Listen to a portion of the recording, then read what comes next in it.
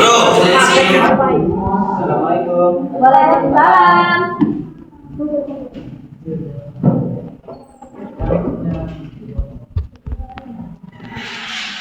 Ya, silakan dulu. Saya Nanti malam. Assalamualaikum warahmatullahi wabarakatuh. Waalaikumsalam warahmatullahi wabarakatuh. Idris. Sebelumnya sudah ada yang kenal dengan saya? Belum. Baiklah, saya akan memperkenalkan diri saya. Saya Pak Timur. Perkenalkan nama saya Pak Timur Iksan. Saya dari Tanjung Jaya. Ada yang bertanyakan lagi? Tanjung Jaya di mana, Pak? Tanjung Jaya itu di Pumi, Bongkar C. Itu Purwo. Bapak lulusan mana, Kak? Alhamdulillah mungkin kita terus aja. Tutup Ya, lagi coy. Umur tahun depan 19. Jadi kakak, jadi kak belum? Belum. Kapan nikah, Pak? Bapak belum tahu saya. Contoh aja ada, Pak. Belum ada teman. Model rambut. Muka B ada, Pak. Model rambut, Pak. Ya. Buspet.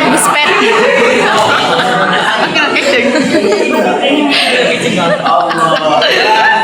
Di sini ada yang masuk temannya. Banyak. Ada yang masuk. Ada.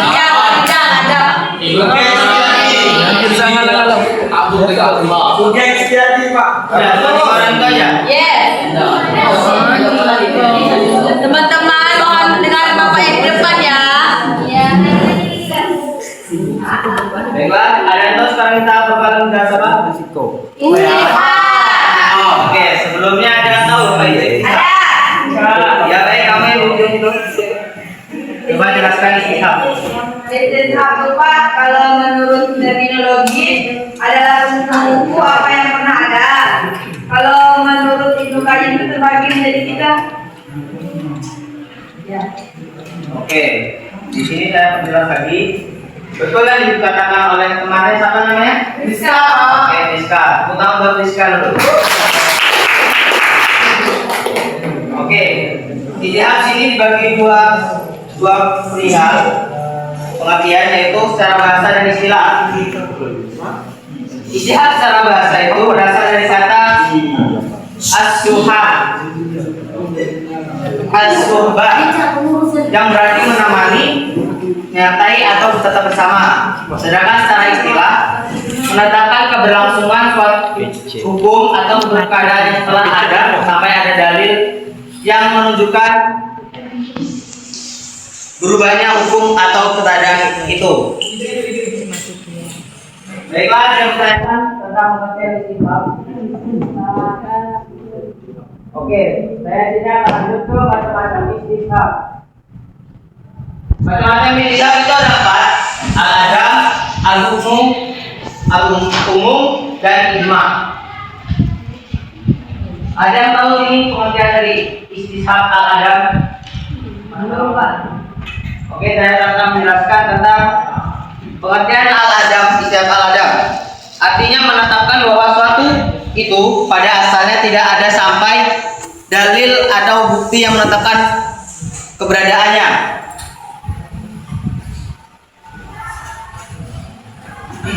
Contoh dari istihab al-adab itu ada hukum asal segala sesuatu dari mubah.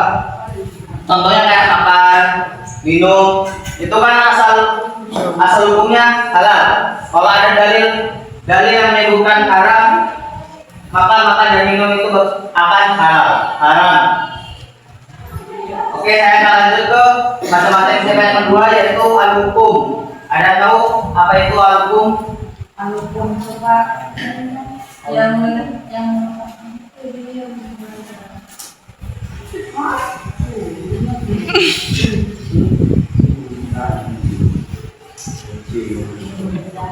Ada tahu? Hukum.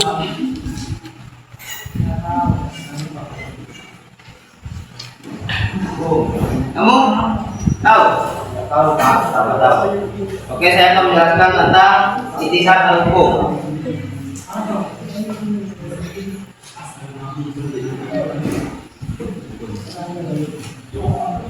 Di sini al-hukum adalah asal segala sesuatu atau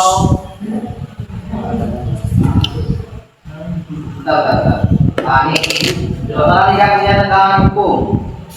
Al-hukum itu kayak suatu hukum atau keadaan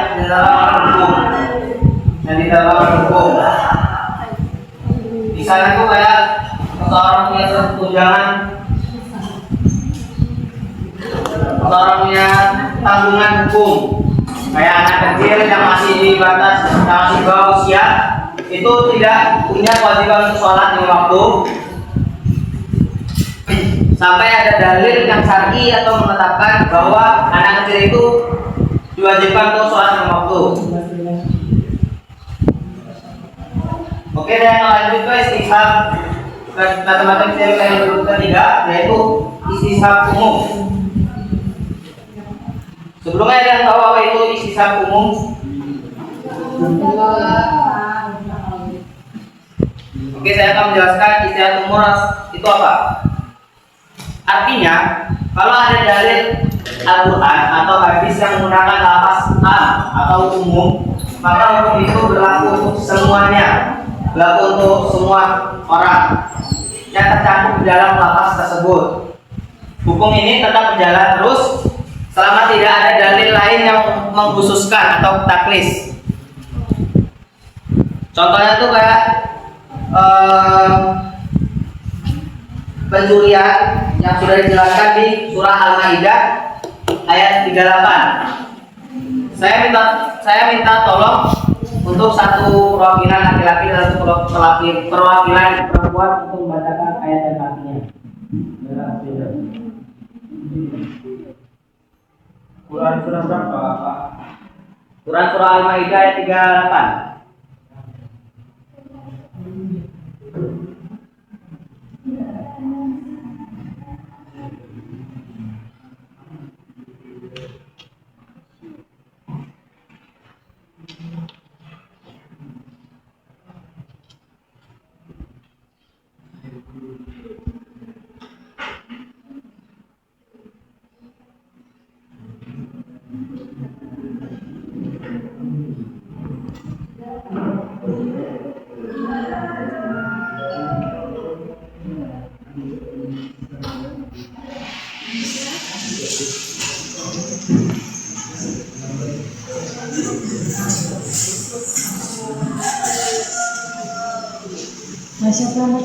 Ya, silakan dibaca. A'udzu billahi minasyaitonir rajim. Bismillahirrahmanirrahim. Wasariqu wasariqatu faqta'u aydiyahuma jazaa'an bima kasaba nakalam minallah. Wallahu azizun hakim. Dan artinya laki-laki maupun perempuan yang mencuri, potonglah tangan keduanya sebagai balasan atas perbuatan yang mereka lakukan dan sebagai siksaan dari Allah. Allah maha perkasa lagi maha bijaksana. Oke, dari ayat tersebut kita dapat menyimpulkan bahwa hukum pencurian itu potong tangan. Buktinya sekarang hukum potong tangan itu ditetapkan, dikiaskan menjadi penjara atau ganti rugi.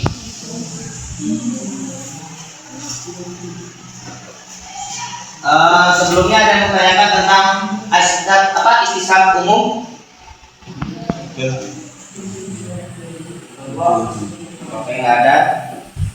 Coba semua kalian ya. Oke.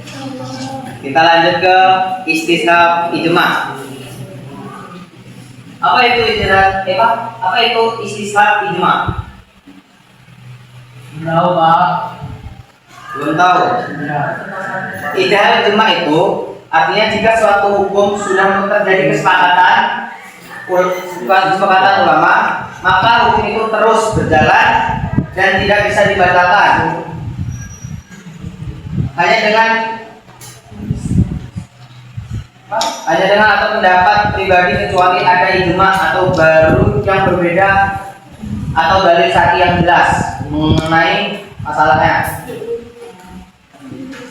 Contohnya ini ada 3, yaitu ijma tentang kewajiban sholat lima waktu, ijma tentang keharaman nikah tanpa wali, ijma tanpa haramnya riba. Baiklah, tentang penjelasan ijma ada yang bertanyakan? Ada. Oke, saya lanjut ke materi yang 3, yaitu ulama yang menerima dan tidaknya istishad sebagai sumber hukum. Ulama yang menerima istishad itu terdiri dari Maliki, Hambali, dan sebagian besar ulama Syafi'i, mazhab Syafi'i. Dan ulama yang tidak menerima istishad itu ada ulama mazhab Hanafi. Oke, di sini saya akan menjelaskan mengapa mereka menerima dan menolaknya. Menurut mazhab Maliki, Hambali, dan mazhab Syafi'i, ijtihad sebagai ijtihad sesuai dengan kaidah syar'i atau aslu barakah al-mazimah. Asalnya ketanggungan suatu itu bebas sampai ada bukti kewajiban. Istishad menjaga stabilitas hukum yang sudah ada tidak berubah tanpa dalil baru. Rasulullah SAW bersabda, al-baina ala muda wa ayami ajaman al-anbara. Artinya bukti bagi yang menuntut dan sumpah bagi yang mengingkari. Oke, ada pertanyaan sampai sini? Sebelum saya lanjut ke penjelasan. Oke, belum.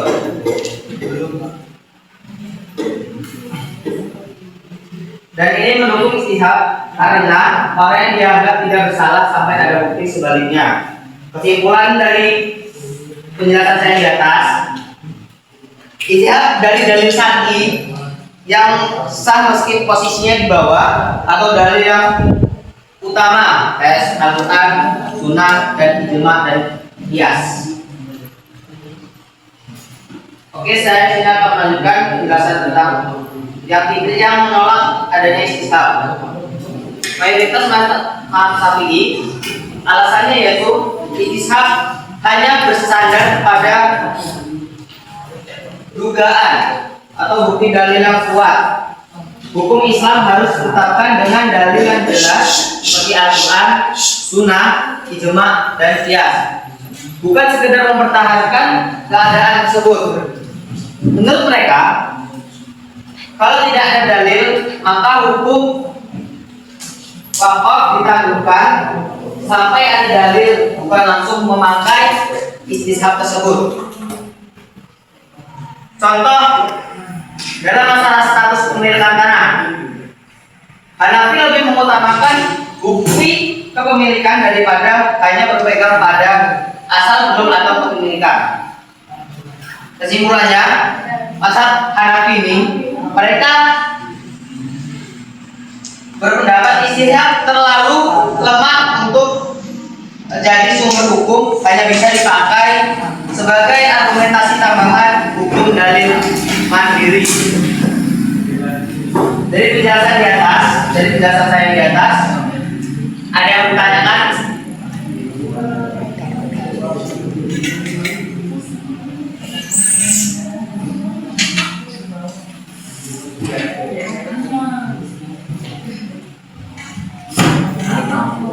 Ulah Bapak. Ada bertanya? Oke. Coba berikan contoh penerapan istishad dalam kehidupan sehari-hari. Contoh penerapan istishad Dalam kehidupan sehari-hari. contohnya itu kayak kehidupan sehari-hari, misalnya salat lima waktu. itu kan bisa, itu kan dalilnya kan ada, sudah jelas kita disuruh dengan Allah untuk melaksanakan ini apa, sholat lima waktu kan. Nah misalnya kalau ada dalil yang jelas, atau ada dalil yang jelas tentang haramnya itu sholat lima waktu, maka sholat lima waktu itu haram untuk dikerjakan. Itu contoh. Kalau contoh yang lain Pak, kalau contoh yang lain itu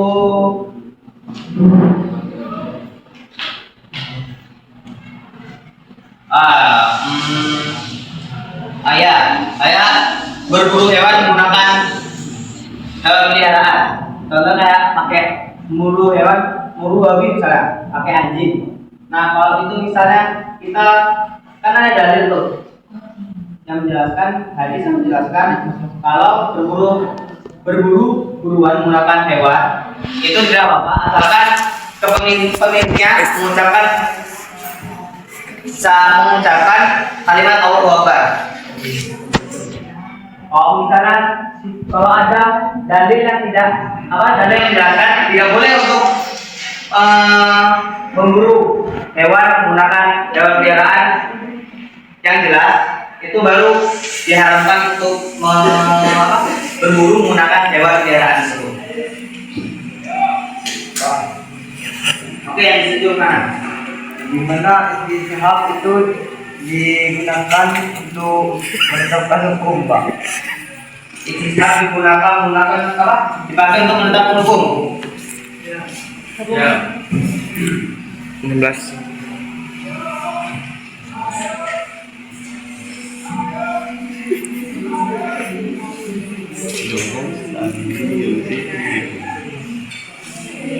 Diam. Oke baik, ada yang bisa apa? Tahu jawaban ini dari temannya tadi? Ya. Baiklah, itu pertanyaan teman kita yang tadi. Kita jadikan PR. Oke, tadi yang sebenarnya belum saya bertanya. Pak, misalkan Pak, kan kita misalkan beli makanan, terus kita nggak tahu kalau dalam makanan itu ada kandungan haram, misalnya babi atau mengandung haram, Pak. Terus kita makan, kita nggak tahu haram. Kalau masalah itu, kalau misal tidak tahu apa yang makanan itu halal atau haramnya, itu kita sudah makannya, itu tidak haram ataupun halal, itu diperbolehkan, itu boleh. Cuma kalau kita sudah tahu makanan itu halal, kalau makanan itu sudah haram, maka makanan itu haram untuk kita makan. Iya, Pak. Oke, yang di depan dulu, kanan kiri. Contoh apa aja? Contoh apa? Hukum. Contoh hukum istishhar. Di sini ada contoh baru yang tidak ada, atau kewajiban baru yang tidak ada. Artinya itu sampai ada dalil atau dalil kewajiban yang menentukan adanya suatu hukum tersebut. Contohnya puasa. Misalnya kalau kita puasa sunnah diwajibkan puasa Daud, ada dalil kewajiban puasa Daud, maka puasa Daud itu wajib untuk kita laksanakan pada hari tertentu. Kalau tanpa seseorang yang telah berwudu terus wudunya itu berlaku tetap sampai dia yakin telah batal, itu termasuk dalam contoh hukum istishhar, Pak? Kalau itu ya termasuk dalam hukum istishhar. Mengapa? Karena itu tidak ada tanggungan atau dalil yang mengatakan adanya kita sudah wudu nih misalnya. Kalau kita belum ada kayak kentut atau merasa kayak batal gitu, itu masih sah, masih dalam keadaan suci. Kalau misalnya kita sudah merasa kita dalam keadaan batal ataupun ada, kita kita sudah datang dalam hidup suci itu. Kalau kita tidak tahu, ya Pak. Bertanya Pak. Saya yang tadi tadi. Gimana istighfar itu bisa digunakan pas masa modern kayak gini, Pak?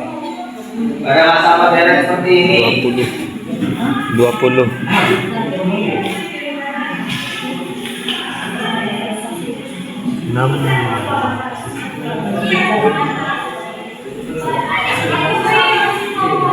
contohnya, Mid ya? oke, pada masa saat ini kita pegang bisa pakai. Contoh kayak kita belanja online kan, itu kan dikiaskan dari apa belanja, jual beli. Nah kalau misalnya belanja online itu ada dalil yang tidak memperbolehkan jual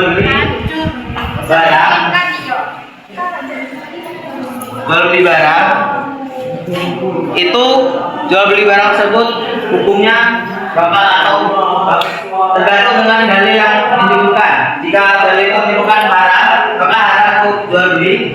Maka kalau ada dalil yang menyebutkan mubah, ada dalil yang menyebutkan makruh, maka hukumnya makruh. Apa sudah jelas penjelasan saya? Kesimpulan aja. Simpulannya lagi Pak. Simpulan langsung. Ya. Jadi istisab itu ada kalau ada hukum baru, adanya dalil baru yang menunjukkan hukum tersebut. Oke.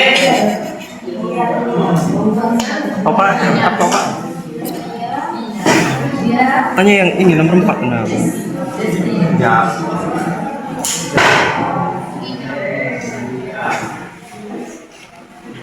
Oke, sekian. Saya Martin Iksan. Saya bagi kamu bunuh diri. Kalau misalnya ada salah, itu dari saya sendiri. Kalau misalnya ada yang benar ataupun sudah ada yang benar, itu dari Allah Subhanahu Wa Taala. Wassalamualaikum warahmatullahi wabarakatuh. Assalamualaikum warahmatullahi wabarakatuh. Sen.